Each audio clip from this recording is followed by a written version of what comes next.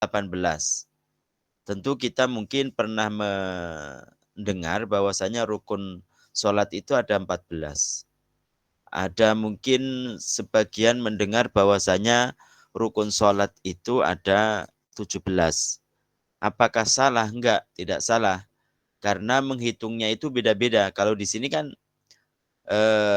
rukun sholat itu ada 18 rukunnya. Kenapa? Karena menghitung terutama tumak ninah itu dihitung pada tempatnya masing-masing. Kayak umpamanya ya, mungkin nanti kita jelaskan bahwasanya ketika kita ruku itu disarankan untuk tumak ninah. Tumak ninah itu apa? Berhenti sejenak, semua anggota badan pada posisi masing-masing itu. Kemudian ketika berdiri untuk iktidal itu juga disyaratkan untuk tumanina. Itu dihitung 2 gitu.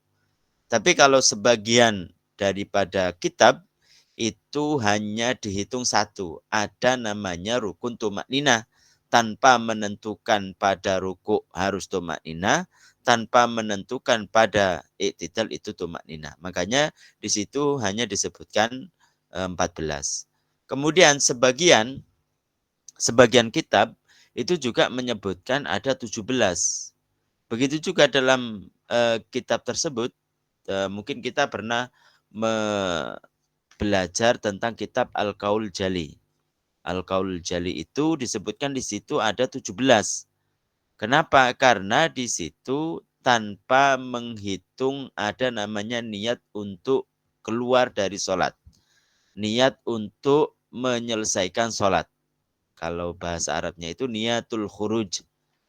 Jadi ada di sini dalam kitab Fathul Qorib ini bahwasanya disyaratkan dan menjadi rukun bahwasanya ketika seseorang itu salam, nanti disebutkan salam, pada salam yang pertama itu harus meletakkan pada hatinya ada niat untuk keluar dari sholat gitu. Tapi kalau di di kitab Al-Qaul itu enggak ada. Jadi supaya menjadi pengalaman kita, pengertian kita, mungkin sebagian sudah pernah mendengar hal itu gitu. Jadi ada 18 rukun. Yang pertama itu adalah niat. Niat niat sholat. Apa yang dibutuhkan dalam niat tersebut? Niat itu kan tempatnya itu di hati. Jadi ketika kita mau melakukan perbuatan, kesengajaan untuk melakukan perbuatan itu, kemudian disertai dengan perbuatan itu sudah namanya niat. Jadi nggak repot namanya niat itu. Seperti orang umpamanya, saya sering menjelaskan tentang puasa. Saking yang namanya niat itu mudah, bukan sesuatu yang sulit. Jadi ketika seseorang itu bangun dari untuk puasa Ramadan, puasa yang wajib itu kan salah satu daripada syaratnya itu harus apa? Harus niat. Niatnya itu pada malam hari. Ketika seseorang tersebut itu bangun malam itu apa sih tujuannya? Kan untuk puasa. Itu sudah menjadi niat itu. Jadi tidak harus dia membunyikan dalam mulutnya nawaitu sauma godin an Ramadan. Enggak. Begitu juga dalam sholat. Jadi ketika seseorang itu berdiri, dalam hatinya itu benar-benar ingat bahwasanya dia itu mau sholat apa gitu. Itu sudah menjadi niat.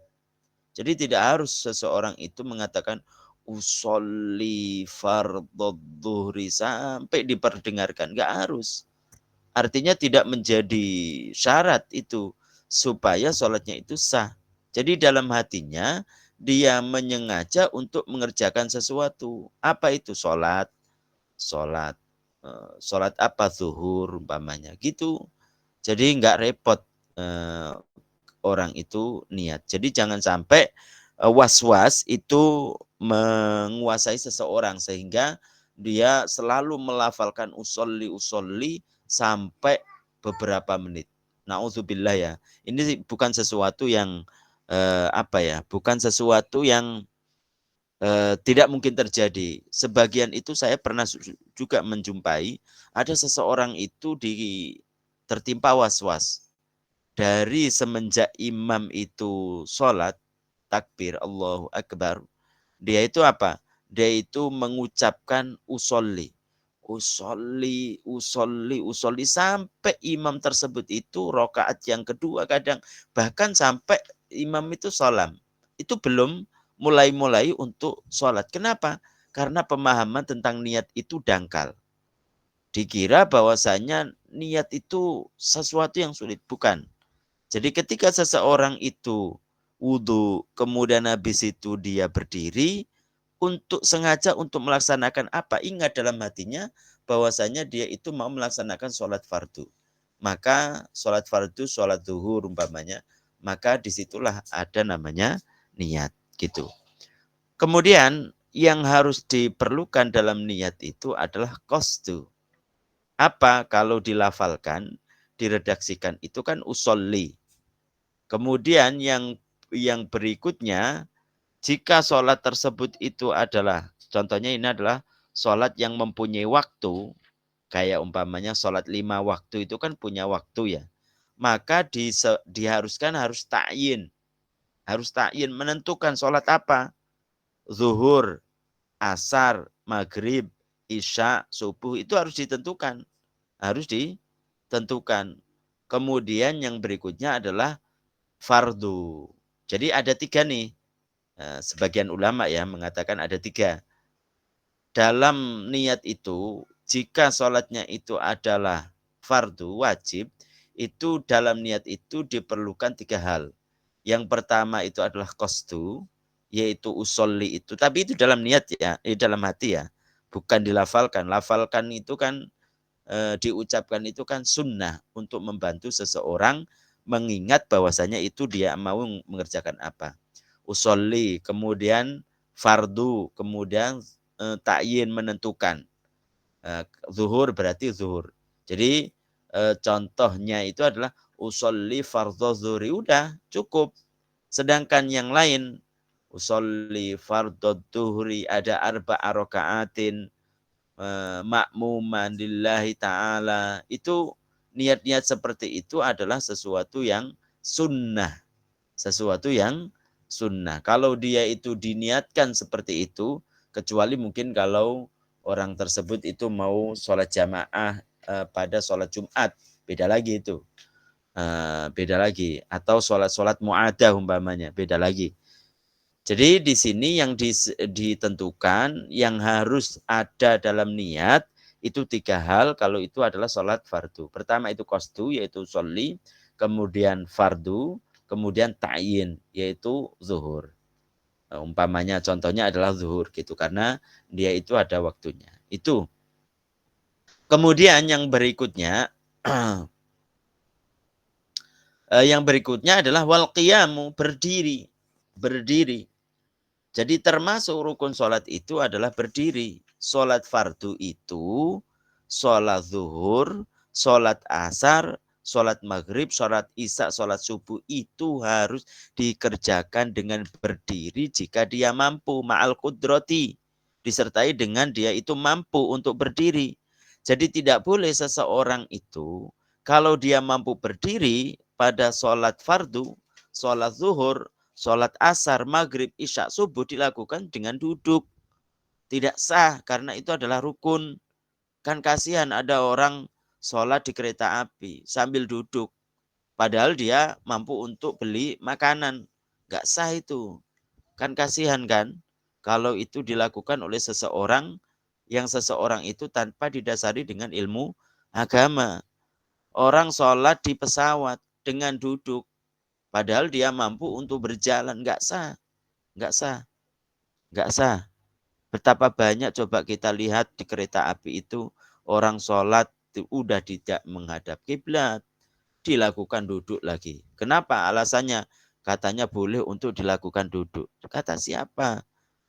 Katanya boleh untuk tidak menghadap kiblat. Kata siapa? Itu kan saking tidak didasari dengan ilmu agama. Jadi tidak sah.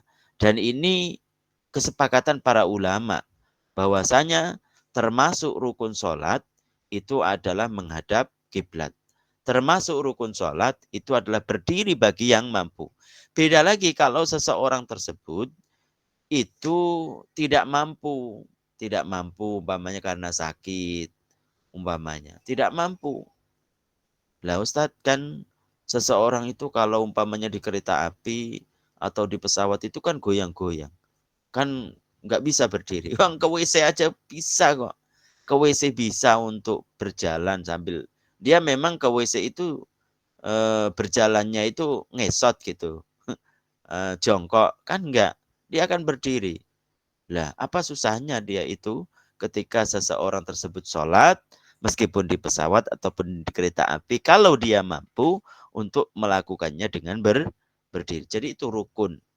Rukun seperti halnya kita harus membaca Al-Fatihah bagi yang mampu, begitu juga seseorang yang mampu untuk berdiri, maka dia harus juga berdiri. Jadi betapa pentingnya kita belajar ilmu agama tersebut. Jadi penting ilmu agama. Thalabul ilmi faridatun ala kulli muslimin. Belajar ilmu agama itu wajib, wajib, wajib. Wajib itu maksudnya apa sih? Wajib itu kalau tidak dilakukan itu dosa. Wajib itu kalau ia tidak kerjakan itu dosa. Dosa. Apakah menuntut ilmu itu hanya anak muda? Enggak. Apakah menuntut ilmu itu hanya orang-orang yang masih umurnya 25 tahun, 20 tahun? Enggak. Semua yang tidak mengerti tentang hukum-hukum agama itu wajib.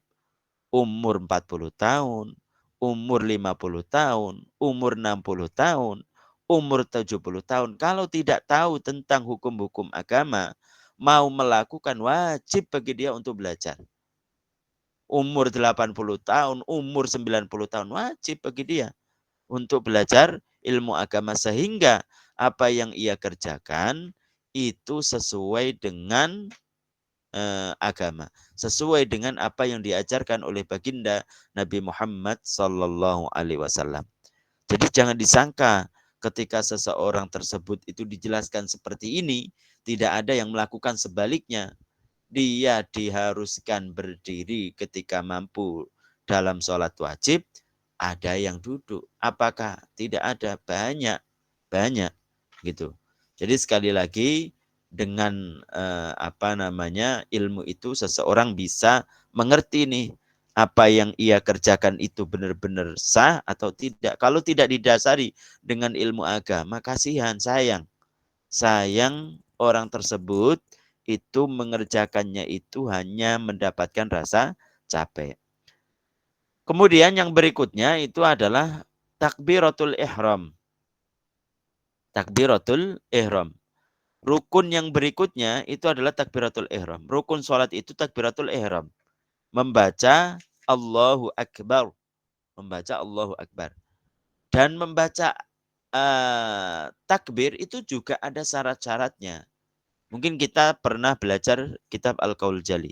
Di situ disebutkan tidak boleh seseorang itu membaca Allahu Akbar itu hamzah Allahnya itu dibaca panjang.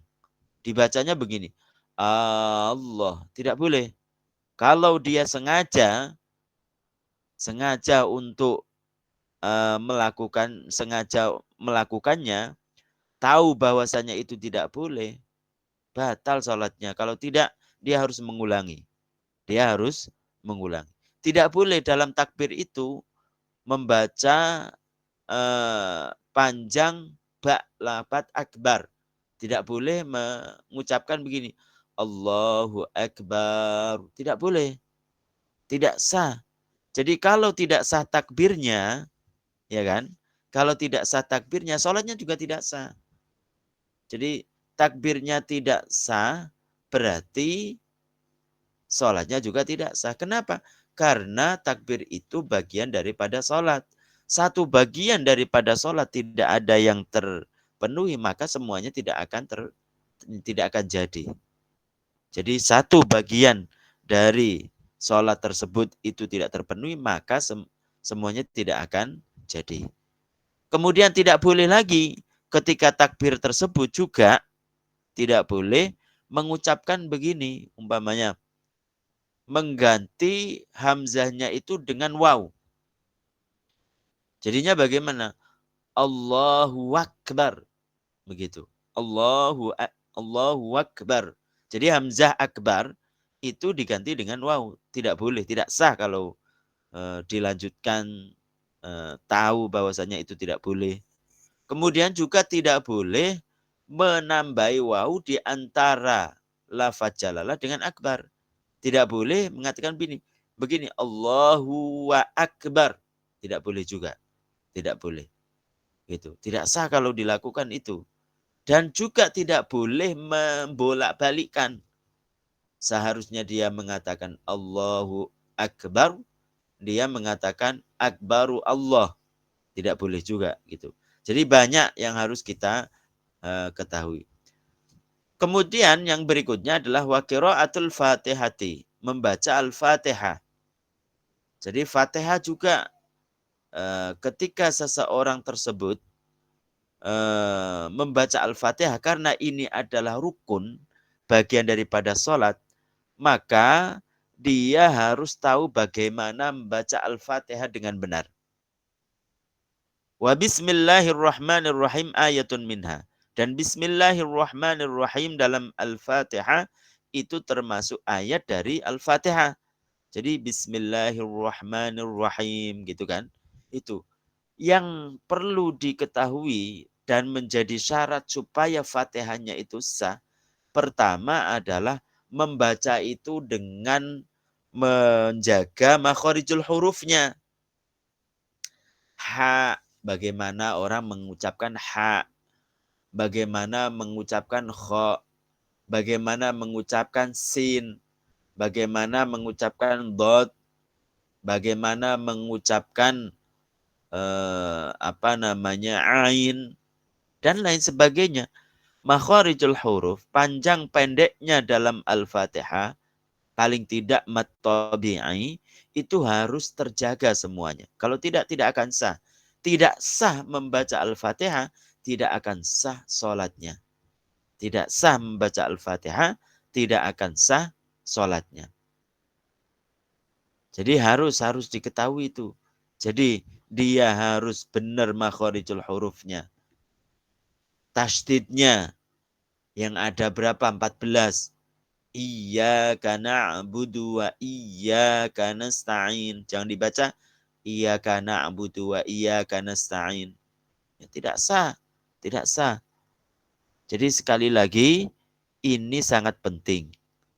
Makharijul huruf dalam Al-Fatihah itu harus benar-benar dipelajari supaya benar-benar sholatnya itu sah. Lah orang bagaimana tahu bahwasanya sholatnya itu sah atau tidak? Maka tidak ada lain hanya dengan belajar ilmu agama. Lah, pentingnya belajar ilmu agama ini, selain juga dia tersebut itu akan mendapatkan pengetahuan tentang sah atau tidak apa yang ia kerjakan, sholatnya itu sah atau tidak, maka juga dia ketika di akhirat nanti, kalau dia niatkan karena Allah, dia akan mendapatkan pahala. Dan akan mendapatkan pahala sholatnya. Kan sayang sekali lagi. Orang sudah capek-capek sholat, akan tetapi apa? Akan tetapi ada yang tidak sah. Kenapa? Karena tidak belajar ilmu agama. Gitu. Jadi sekali lagi, penting. Kemudian dalam Al-Fatihah, itu juga harus mempelajari tentang apa? Tadi makharijul huruf juga sudah. Kemudian juga yang harus dipelajari juga tasdidnya, artinya harus dibaca semuanya. Kemudian juga dia harus membaca dengan tertib, sesuai dengan urutan yang sudah kita kenal bersama. Itu. Kemudian juga terus-menerus membacanya. Artinya jangan sampai ada jeda di antara satu ayat dengan yang lain kecuali karena masalah dalam sholat. Seperti umpamanya ketika seseorang itu jadi makmum, dia membaca Al-Fatihah. Kemudian di tengah-tengah dia membaca An'amta alaihim, gitu kan. Imamnya sudah selesai umpamanya. Imam selesai, dia membaca amin. Dia membaca amin. Kemudian ia lanjutkan, ia ikut-ikut dengan imam dengan membaca amin. Kemudian diteruskan an'amta alaihim ghairil maghdubi alaihim. Maka hal itu tidak memutus Al-Fatihah. Artinya jeda yang seperti itu di tengah-tengahi dengan sesuatu karena kemaslahatan sholat, maka itu tidak memutus terus-menerusnya membaca Al-Fatihah. Kemudian yang berikutnya warruku' ruku' ruku' wa tuma'ninatu fihi ruku'. Jadi dengan membungkukkan bagian atas, ya kan? Membungkukkan bagian atas sekira ruku' yang mencukupi itu sekira jari-jari tangan ini ujungnya, jari-jari tangan, telapak tangan ini maksudnya telapak tangan ini mengenai daripada lutut. Jadi ukurannya yang mencukupi lutut ruku itu bagaimana? Kiranya orang itu adalah orang yang normal. Artinya orang normal ya kayak seperti kita. Panjang antara tangan dengan fisiknya itu normal begitu. Kan sebagian orang itu diciptakan oleh Allah itu tangannya lebih panjang. Ada yang panjang.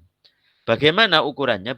Ukurannya adalah ketika orang itu normal, kemudian dia membungkukkan bagian atas ini, sekira telapak tangan itu mengenai lutut.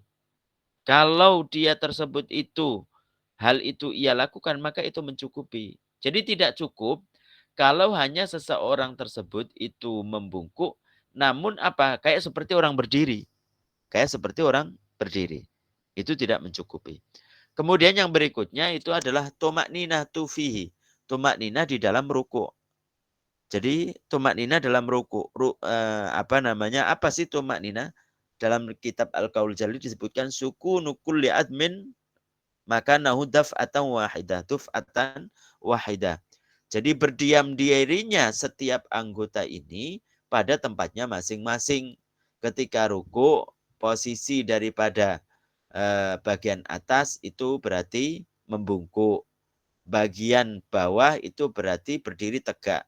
Itu posisinya pada masing-masing dan dia berdiam diri seukuran subhanallah. Gitu kan. Kemudian yang berikutnya adalah warraf'u wal-i'tidal. Warraf'u yaitu berdiri dari ruku atau disebut al-i'tidal. Jadi raf'u dengan i'tidal dalam Fathul Qorib ini, takrib ini itu sama. Raf'u itu berdiri maksudnya dari ruku'. I'tidal itu sama. Jadi bukan raf'u itu rukun satu, kemudian i'tidal rukun yang lain, bukan. Jadi raf'u itu maksudnya berdiri, i'tidal itu namanya. Artinya apa? I'tidal itu kan audur roki'i, kembalinya orang yang ruku pada posisi sebelum ruku. Itu namanya i'tidal. Jadi kembalinya orang yang ruku pada posisi sebelum ruku. Kalau rukuknya tersebut itu ketika berdiri dengan membungkukkan itu kan, kemudian dia kembali kepada berdiri. Kalau dia tersebut itu sholatnya itu adalah dengan duduk umpamanya, kembali pada posisi duduk tegak itu berarti gitu. Itu namanya i'tidal. Yaitu wa tuma'ninatu fihi dan disyaratkan dalam i'tidal itu juga tuma'ninah. Wasujudu dan sujud. Ya, sujud. Jadi dengan menempelkan jidat ini ke tempat sujud. Yang kalau kita belajar Al-Qaul Jali dalam sujud itu kan disyaratkan beberapa hal. Di antaranya adalah ada namanya tangkis. Tangkis itu apa? Tangkis itu meninggikan bagian bawah, merendahkan bagian atas. Jadi jidat ini yang awalnya bagian atas itu direndahkan. Dan yang pantat ini tadinya bagian bawah itu diataskan begitu. Itu namanya tangkis. Kemudian juga disyaratkan dalam sujud itu mengenakan jidat sebagiannya atau keseluruhannya pada tempat sujud. Artinya apa? Artinya harus dibuka begitu. Tidak boleh semua jidat ini, jabha ini semuanya tertutup. Semuanya tertutup. Itu tidak sah nanti. Tidak sah. Harus terbuka sebagian atau keseluruhan. Kalau sebagian berarti apa? Kalau sebagiannya tertutup rambut umpamanya kan, sebagian daripada jabha ataupun jidat, kemudian yang lainnya itu menyentuh tempat sujud, maka itu mencukupi. Maka itu mencukupi. Juga disyaratkan dalam sujud tersebut itu adalah menekan jidat sekira kalau dikasih kapas itu akan kempes gitu. Jadi tidak hanya kayak terbang begitu jidatnya, bukan. Ada sebagian orang itu kan kayak seperti ragu-ragu untuk menempelkan jidat sehingga hanya menyentuh sedikit kemudian habis itu dia duduk kembali. Itu tidak akan sah. Jadi harus benar-benar ditempelkan, menekan sekira kalau ada kapas itu kempes gitu kapasnya itu. Gitu. Kemudian juga dalam sujud tersebut itu harus meletakkan ke tempat sujud bagian-bagian yang anggota 7. Jidat, kemudian telapak tangan ini, tangan bagian dalam, kemudian juga bagian dalam dari jari-jari kaki. Jadi kalau jari-jari kaki itu yang menyentuh itu bagian luar, kayak ini kan bagian luar nih, tangan ini bagian luar. Tapi itu bagian kaki, itu hanya bagian luar begini kan, itu tidak mencukupi, tidak akan sah. Jadi harus benar-benar bagian dalam ini itu benar-benar nyampe kepada tanah. Bagian tempat sujud maksudnya. Tempat sujud. Nah, itu harus benar-benar nyampe. Jadi itu yang harus diketahui dalam sujud. Jadi sujud itu merupakan rukun sholat. Pada sujud itu sendiri, itu juga ada syarat-syarat yang harus dipenuhi. Di antaranya tadi, membuka jidat. Kemudian ketika dia itu menaruh jidat tersebut dalam tanah, harus ditekan. Kemudian ada namanya tangkis, yaitu menjadikan bagian bawah lebih tinggi, yaitu pantat ini yang asalnya bagian bawah itu lebih tinggi dari bagian atas, yaitu kepala yang awalnya itu bagian yang tinggi, itu lebih direndahkan. Itu begitu. Itu sujud. Tumak ninah juga dalam sujud. Tumak ninah dalam sujud. Itu juga disyaratkan menjadi rukun. Jadi kalau seseorang itu hanya tidak ada namanya berdiam diri seukuran subhanallah, kata para ulama, tidak berdiam diri serentak begitu pada posisi masing-masing tidak sah karena itu adalah rukun. Kayak sebagian mungkin orang sholatnya sholat sunnah, sholatnya tarawih. Kalau dalam mazhab kita Syafi'i tidak akan sah, tidak sah itu cepat tanpa memenuhi persyaratan. Tidak ada tomak ninahnya. Jadi yang berikutnya adalah tomak ninah di dalam sujud. Wal julusu baina sajdadain.